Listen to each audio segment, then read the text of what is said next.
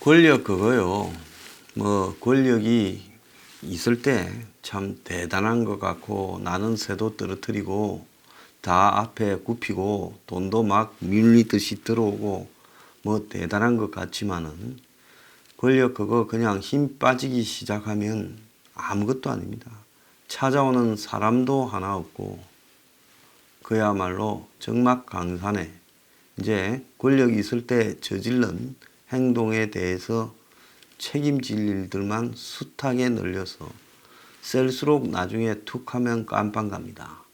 그러니까 과거부터 공직자들이 복지부동, 복지안동하는 게 그게 나빠서 그런 게 아니라 그게 맞는 이야기일 수 있는 겁니다. 공무원 주제에 정치인들하고 좀 안다고 사귀었다고 어깨에 힘주고 까불고 다니면 나중에 반드시 후환이 생기는 거예요. 유재수가 어깨 힘 안 주고 업자들하고 어울리지 않고 그랬으면 뭐 공직자로서 장차관도 될 수 있었겠지요. 그런데 어깨 힘주고 골프채 받고 오피스텔 뭐 쓰고 차 받고 뭐 자식 유학 자금 받고 그러면서 설치고 다니면서 어깨 힘주고 다닐 때 그것은 오늘날 깜빵 가는 일이 예고돼 있었던 일이다. 그렇게 봐야 되는 겁니다. 그래서 설친 만큼 깜빵은 반드시 가게 돼 있다는 겁니다. 자, 그래서 지금 유재수에 대해 감찰 중단을 조국이 지시했다. 검찰이 그걸 확보했는데 조국 측은 이 비서관 회의를 해서 중단시켰다고 마치 이제 밑에 있는 비서관들의 의견을 자기가 존중해서 그랬다는 식으로 물타기에 들어갔습니다. 지금 한겨레나 오마이뉴스 같은 정권과 가까운 언론이 그 논리를 주로 펴고 있는데요. 박영철하고 최근에 박영철이 반부패 비서관이 검찰 조사에서 조국이 유재수와 관련해서 주변에서 전화가 너무 많이 온다 한 뒤 감찰을 중단시켰다. 이렇게 말을 했습니다.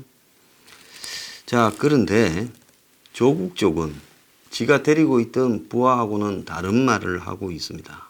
비서관 회의를 통해 사직 처리시키기로 합의하고 그 결과를 금융위원회에 통보했다. 이거는 조국하고 백은우가 입을 맞춘 말이겠죠. 그래서 우적으로 입을 맞춘 말로 보이고 백은우가 그래서 사직 의사를 금융위 부위원장한테 통보했다. 그래서 이제 물고 들어가는 겁니다. 그래서 조국이 책임을 다 지지 않도록 물타기를 하고 이렇게 말을 하는 건데요. 민정수석실의 핵심 상임인이 계속 수사를 검찰에 의뢰할지 아니면 감찰을 중단할지 토론을 했는데 박형철은 감찰을 계속하고 그리고 검찰의 수사 의뢰도 해야 된다. 백은우는 사표 선에서 받는 선에서 마무리하자. 그래서 토론 끝에 세 사람이 감찰 중단 사표 수리에 합의를 했다. 이렇게 말을 합니다. 그러면 조국은 백은우나 박영철과 동등한 위치입니까? 수석인데 마치 비서관들하고 동등한 위치에서 의논을 해서 비서관이 낸 의견을 따른 것처럼 말을 하고 있어요.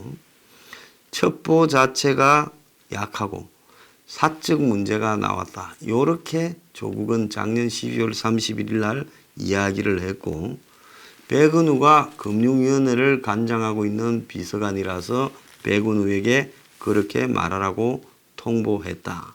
지금 이렇게 이야기를 하고 있습니다. 자, 유재수 비리는 박형철이가 총괄을 했는데 다른 수석이나 비서관이 개입하기가 어려웠는데 3인이 이제 조율을 하기 위한 회의를 해서 이렇게 말했다라고 언급을 하고 있어요.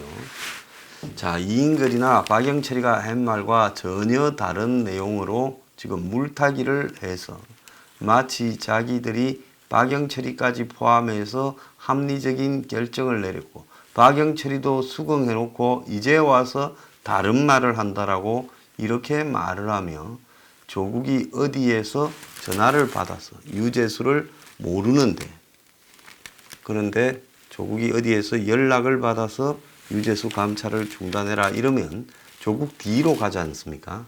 그러면 문재인이 등장할 수밖에 없잖아요. 그러니까 지금 그걸 보호하기 위해서 어디서 연락을 받고 한 게 아니라 이제 백은우하고 조국하고 박영철이하고 서있어 논의해서 그렇게 했다라고 말을 하며 문을 보호하고 또 그 결정에서 직권 남용이나 직무유기가 없었다는 거 이야기하는 모양새로 지금 소설을 썼다. 이렇게 보입니다. 근데 재밌는 일이 하나 있습니다. 어제 제가 이 유재수가 이제 옷 벗고 나가가지고 민주당의 수석 전문위원으로 있을 때 특감반원이 유재수를 찾아갔더니 유재수가 하는 말이 장하성이가 시켜서 한 일이냐 이렇게 말을 하더래요. 자, 찾아간 시점이 2018년 한 4월이니까 작년 4월. 장하성이가 작년 연말쯤에 그만뒀지 않습니까? 그러면 이때만 해도 장하성이가 청와대의 경제를 총괄하는 정책실장을 맡고 있었는데 유재수가 장하성이 시켜서 내 뒤를 뒤졌냐라고 물었다는 겁니다. 그러면 이 말은 뭔가 하면 유재수 감찰이 청와대의 경제 파트에 있는 사람들끼리의 어떤 알력, 이권을 둘러싼 알력의 결과인 것처럼 유재수가 말했다라고 들을 수 있겠죠. 그러면 장하성이가 일개 금융위원회 국장에 불과한 사람한테 청와대 정책실장이면 비서실장, 안보실장, 정책실장이 사실상 동급으로 장관급이지 않습니까?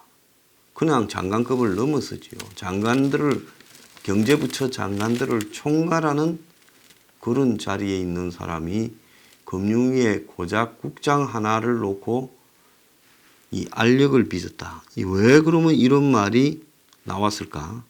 물론 유재수가 이런 말을 한 거는 실체적 진실이나 이런 거하고는 관계없이 유재수가 그때 그렇게 느껴서 그 질문을 한 걸로 보입니다.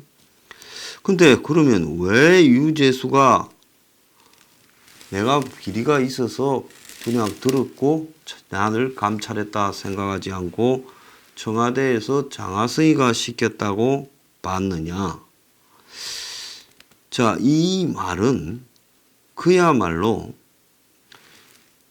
장하성과 유재수 간에 둘 다 이 금융 쪽을 다루는 권한을 놓고 알력이 빚어질 정도로 유재수가 대단했다는 거예요. 그러니까 장하성이가 유재수가 불편했고 그래서 청와대 소속 감찰반원을 시켜서 자기를 제거하려고 했다. 보통 사람은 내가 어떤 일을 뒤통수를 누구한테 맞았는데 누가 때렸는지 모를 때 나를 가장 제거하고 싶은 사람이 누구냐라고 생각하게 되지 않겠습니까? 그러면 유재수는 장하성이 그렇게 자기를 만들었다라고 생각했다는 겁니다. 자, 그래서 니 아직도 안 쫓겨나고 청와대에 있냐? 이렇게 말을 하면서 혹시 장하성의 지시로 표적 감찰을 벌였느냐까지도 이야기를 했다는 겁니다. 그런데 유재수가 왜 이런 말을 했는가를 좀 짐작하게 할 수 있는 내용 중에 하나는 유재수의 휴대전화를 포렌식 해가지고 보니까 정권 초에 그러니까 2017년 5월 무렵에 이제 이후 금융권의 주요한 자리에 사람을 박는 문제에 대한 내용이 들어 있었다는 겁니다. 문재인 초기에 여러 차례 장하성이 이 인사들을 정권과 관련되는 금융 부분에 박을 하다가 실패했다. 이런 내용들이 논란이 됐죠. 장하성은 곽태선 자산운용 대표를 국민연금 기금운용본부장에 추천했다가 민정수석실 검증에서 탈락했다. 당시 이거 좀 시끄러웠던 거 기억나지요? 국민연금에서 제일 중요한 거는 수백조의 기금운용본부장인데 장하성이 이 사람한테 사실상 통보했어. 그래서 이 사람이 준비 다 했는데 이 사람을 발령을 안 내더라 해서 당사자가 문제 제기를 한 적이 있었지요. 또 이 외에도 김광수 전 금융정보분석원장이 한국거래소 이사장 후보에서 돌연 사퇴한 것도 청와대 인사들끼리의 갈등이었다라는 겁니다.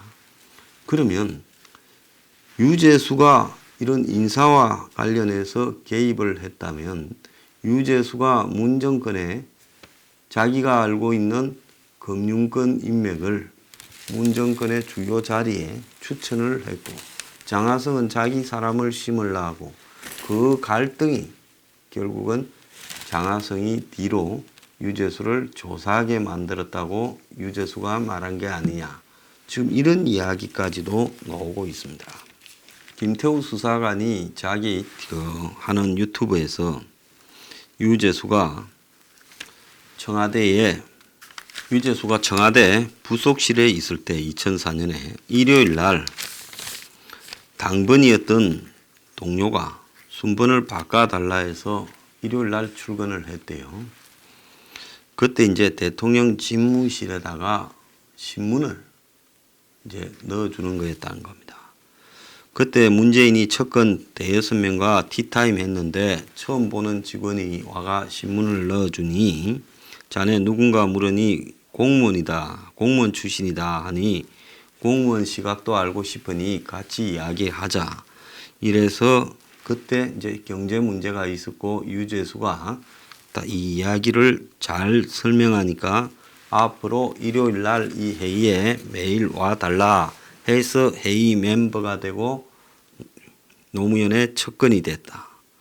그러다가 이제 대통령 표창을 받기도 했고 2006년에 재경부의 과장으로 이제 복귀를 했는데 정책이 막힐 때마다 청와대 고위청에 전화를 해서 다 통과시켰다. 그리고 뭐 철학이나 사회과학 서적까지도 읽고 다녔다.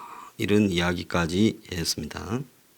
이 김태우 수사관이 이야기하기로 유재수 감찰 책임자는 조국인데 조국은 자기가 가진 권력에 대해서 매우 집착하는 사람인데 자시가 승인해서 진행된 감찰 수사를 누군가 뒤집으라고 전화가 오면 저항을 했을 거라는 거죠.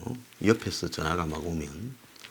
그런데 조국보다 힘이 센 사람이나 아주 강한 세력만이 감찰을 조국한테 중단시킬 수 있었을 거다.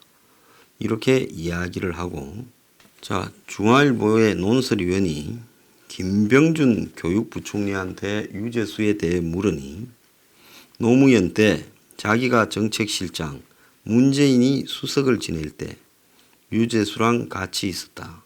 처음에는 공무원이 아니라 당에서 온 사람인 줄 알았다. 이거는 뭔 말인가 하면 설치고 다녔다는 거죠. 공무원 같지가 않더라는 겁니다. 그래서 경제관료가 청와대에 온 지 얼마 안 돼 또 부속실로 가서 일을 하더라. 그래서 대통령 만나러 갈 때마다 유재수가 늘 주변에 있었다. 그러면서 청와대 부산라인 애들하고도 잘 어울리더라. 이호철, 김경수, 윤건영 등이겠죠. 그래서 김도보은이 유재수에 대해서 지금 국정감사에서 언급할 때 당시 윤건영, 김경수가 수시로 금융위원회 인사에 개입했다. 이런 말까지도 주장을 했습니다. 그래서 유재수가 부산의 부시장이 된 것도 부산 친노하고 가까워서 그랬느냐 하니 그렇다고 봐야 된다. 노무현 정부가 끝난 뒤에도 부산 친노 친문들하고 관계를 유지하지 않았으면 그런 자리에 올라갈 수 없다. 다만 조국과는 별 관계가 없으니 유재수와 조국 사이에 부산 라인이 끼어 있을 거다. 유재수가 금융 전문가니 친문 정치인들에게 투자를 자문해 주는 등 돈과 얽혀 있을 거다. 제가 이야기했던 부분하고 정확하게 일치하지 않습니까? 그래서 신라젠에 대한 것과 연결되었을 가능성이 매우 크다고 이야기를 하는 겁니다. 김병준 전 실장은 이래 말합니다. 단지 대통령과 친하다라고 감찰이 중단되지 않았습니다. 친한 거는 친한 거고 비리가 있으면 전부 손 빼지요. 돈으로 얽혀 있을 거다 하는 겁니다. 유재수 문제는 정권의 입장에서 매우 부담스러울 거다. 자, 유재수가 문재인을 재인이 형이라고 부를 만큼 가까운 관계고, 자, 노무현 때 노무현 밑에서 수석하고 비서실장을 하는 문재인이 큰형이고 자신은 동생이다. 이런 정도로 생각하고 있다는 겁니다. 자, 이런 유재수니까 결국은 아무도 손대지 못한 겁니다. 인사에도 개입하고 문재인 정권 핵심과 돈으로 얽혀 있을 것이다.